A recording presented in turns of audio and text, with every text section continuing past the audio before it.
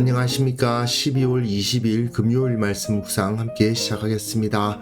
오늘도 주님께서 그 크신 은혜를 우리 가운데 주시고 우리는 주님 앞에 마음을 열고 주님을 높이는 귀한 하루 보내실 수 있기를 기도합니다. 오늘 본문은 출애굽기 37장 17절에서부터 29절까지 말씀이고요. 사실은 어제 본문과 연결되어서 성막이 설계대로 그대로 만들어지고 있음을 보여주는 부분입니다. 그러다 보니까 제가 지금 3일째 똑같은 배경 그림을 사용하고 있는데요. 이것을 통해서 말씀대로 예배하고 말씀대로 기도하는 삶에 대해서 한번 생각해 보는 시간도 가졌으면 좋겠습니다. 그럼 먼저 말씀 보시겠습니다. 그가 또 순금으로 등잔대를 만들되 그것을 쳐서 만들었으니 그 밑판과 줄기와 잔과 꽃받침과 꽃이 그것과 한 덩이로 되었고 가지 6이 그 곁에서 나왔으니 곧 등잔대의 3가지는 저쪽으로 나왔고 등잔대의 3가지는 이쪽으로 나왔으며 이쪽 가지에 살구꽃 형상의 잔셋과 꽃받침과 꽃이 있고 저쪽 가지에 살구꽃 형상의 잔셋과 꽃받침과 꽃이 있어 등잔대에서 나온 가지 6이 그러하며 등잔대 줄기에는 살구꽃 형상의 잔넷과 꽃받침과 꽃이 있고 등잔대에서 나온 가지 6을 위하여는 꽃받침이 있게 하였으되 2가지 아래에 한 꽃받침이 있어 줄기와 연결하였고 또 2가지 아래에 한 꽃받침이 있어 줄기와 연결하였고 또다시 2가지 아래에 한 꽃받침이 있어 줄기와 연결되게 하였으니 이 꽃받침과 가지들을 줄기와 연결하여 전부를 순금으로 쳐서 만들었으며 등잔 7과 그 불집게와 불똥그릇을 순금으로 만들었으니 등잔대와 그 모든 기구는 순금 1달란트로 만들었더라. 그가 또 조각목으로 분향할 제단을 만들었으니 길이는 1규빗이요 너비도 1규빗이라 네모가 반듯하고 높이는 2규빗이며 그 뿔들이 제단과 연결되었으며 제단 상면과 전후 좌우면과 그 뿔을 순금으로 싸고 주위에 금테를 둘렀고 그 테 아래 양쪽에 금고리 2를 만들었을 때 곧 그 양쪽에 만들어 제단을 매는 채를 꿰게 하였으며 조각목으로 그 채를 만들어 금으로 쌌으며 거룩한 관유와 향품으로 정결한 향을 만들었을 때 향을 만드는 법대로 하였더라.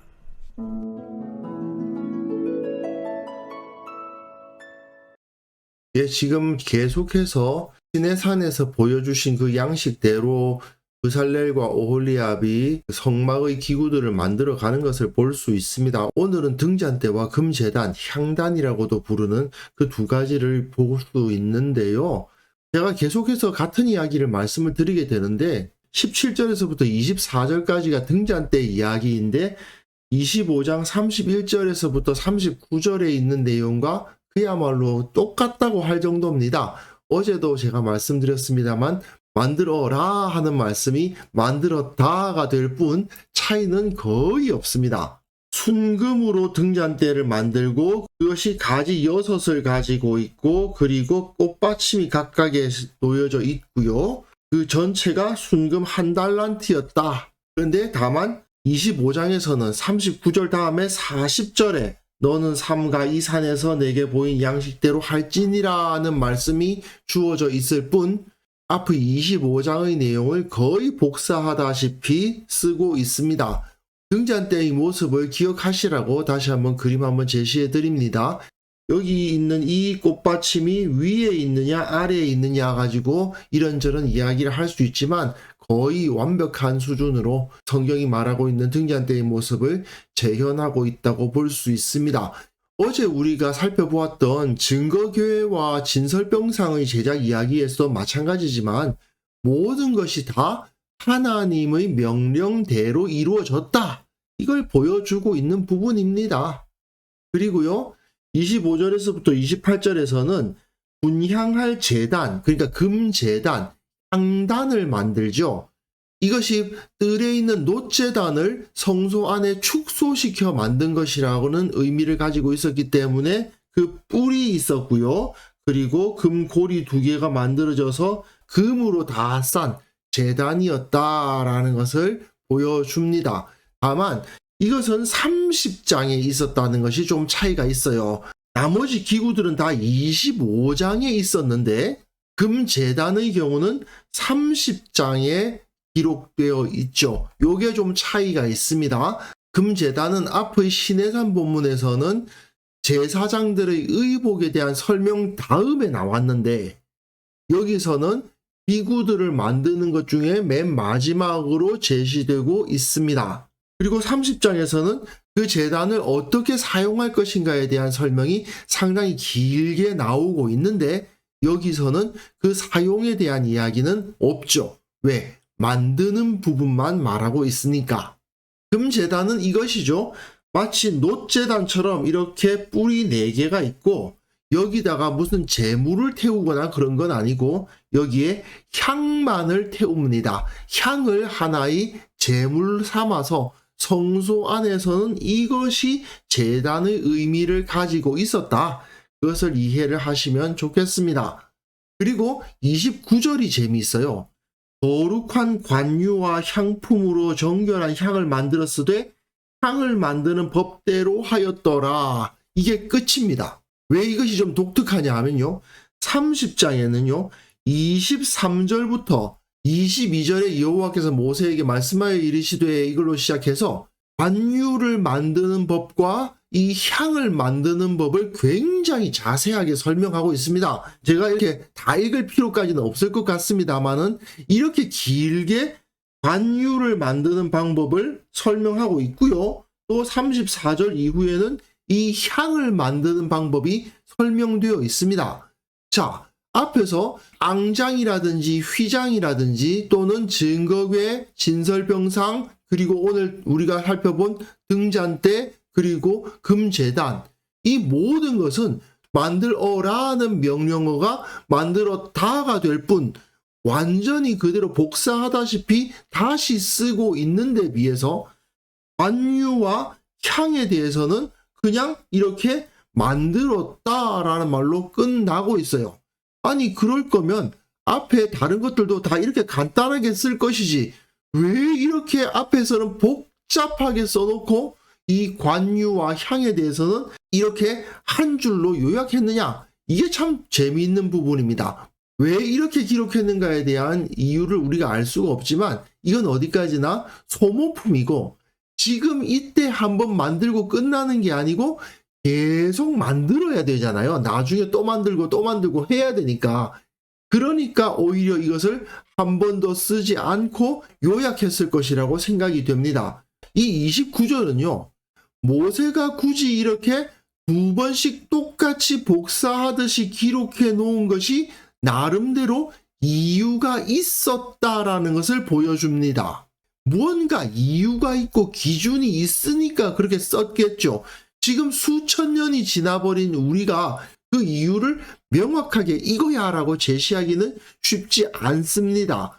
물론 2라는 상징적 숫자가 있으니까 하나님의 말씀이 이렇게 이루어졌다. 이렇게 하나님의 말씀은 완벽하다. 이런 것을 제시하려고 했다라는 해석도 있고 또 하나님 앞에 이걸 가지고 와서 하나님 주님께서 말씀하신 대로 제가 이렇게 다 만들었습니다. 하나도 빠짐없이 하나님의 뜻 그대로 이렇게 만들었으니 살펴봐 주십시오 하고 체크리스트를 제시하고 있는 것이라고 보기도 합니다.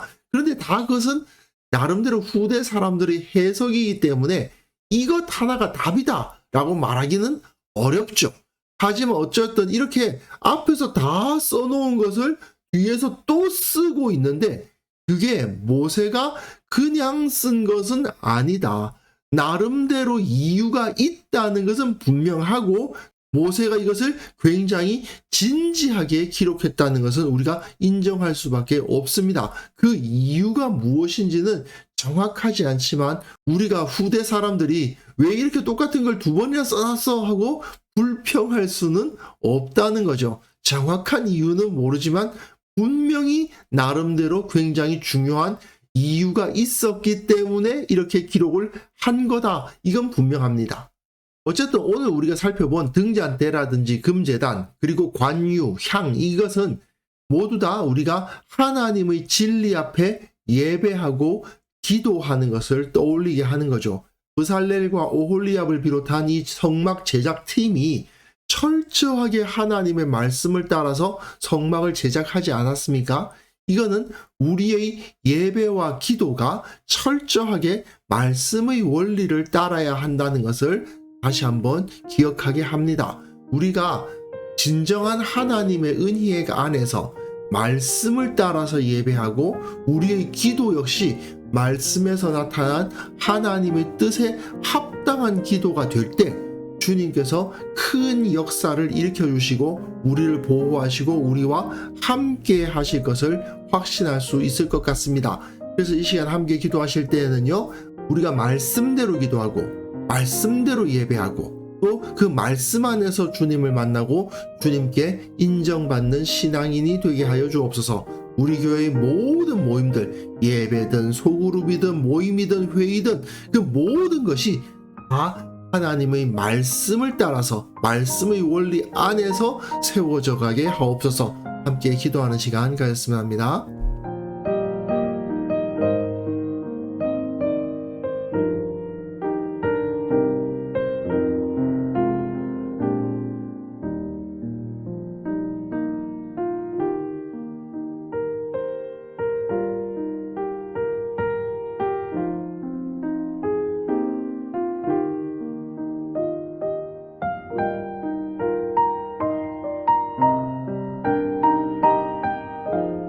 거룩하신 하나님 아버지, 우리가 오직 주님의 말씀에 순종하여 온전한 모습으로 예배하고 우리의 기도가 주님의 뜻을 온전히 반영하며 우리의 모든 삶이 주님의 말씀에 의한 것이 되어서 주님을 만나고 주님의 인정을 받고 주님의 사랑을 받는 자가 되게 하여 주옵소서.